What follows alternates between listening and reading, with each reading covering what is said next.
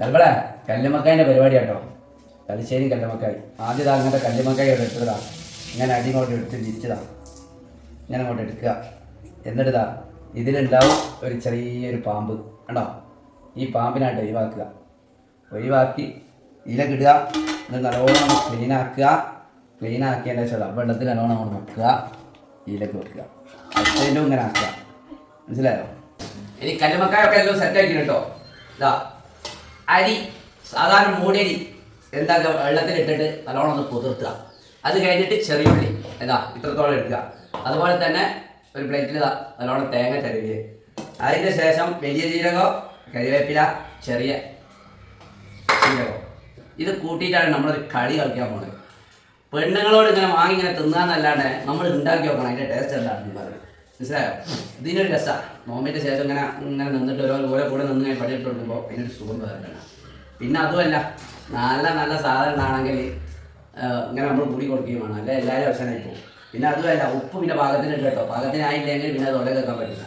Okay, എന്നാൽ പിന്നെ അതിലേക്ക് പൊടിക്കാൻ പോകുക കേട്ടോ. എന്താക്കിനാ എല്ലാം ഇട്ടൊന്ന് മിക്സാക്കി എടുത്തിട്ടോ. എല്ലാം കൂടി ജാറിലിട്ടൊന്ന് അടിച്ചിട്ട് നിങ്ങളൊന്ന് ശ്രദ്ധിക്കേണ്ട കാര്യം എന്താണെന്ന് വെച്ചാൽ, അധികം മിക്സിയിലിട്ട് വെള്ളം കൂട്ടി അടിച്ച് വയ്ക്കണം. ലൂസായി പോയാൽ ഈ സാധനത്തിൻ്റെ ഉള്ളിൽ നടക്കാൻ കഴിയില്ല കേട്ടോ. ഒലിച്ചിറങ്ങിപ്പോവും. അതുകൊണ്ട് ഒരു കുറഞ്ഞൊരു ടൈറ്റ്.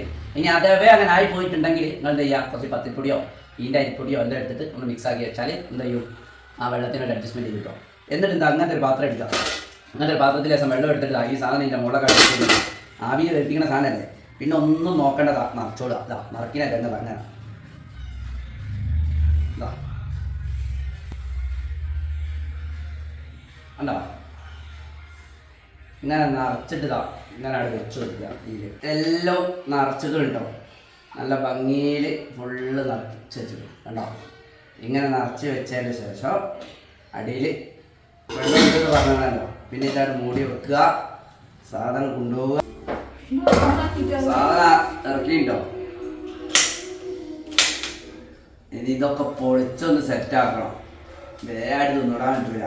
അതൊക്കെ ഒന്ന് പൊളിച്ച് സെറ്റാക്കിയിട്ട് ഇതെന്ത് ചെയ്യണം, എന്നിട്ട് പൊരിക്കണം. അപ്പോൾ എടുത്തിക്കണ നമ്മൾ ഫാനിടണ്ടേ, മോഡലിൽ കൂടെ എടുക്കുക.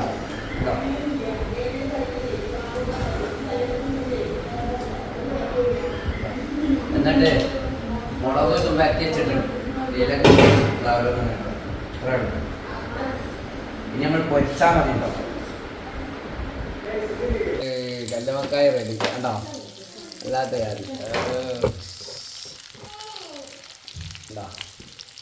മുളകും കൂട്ടി.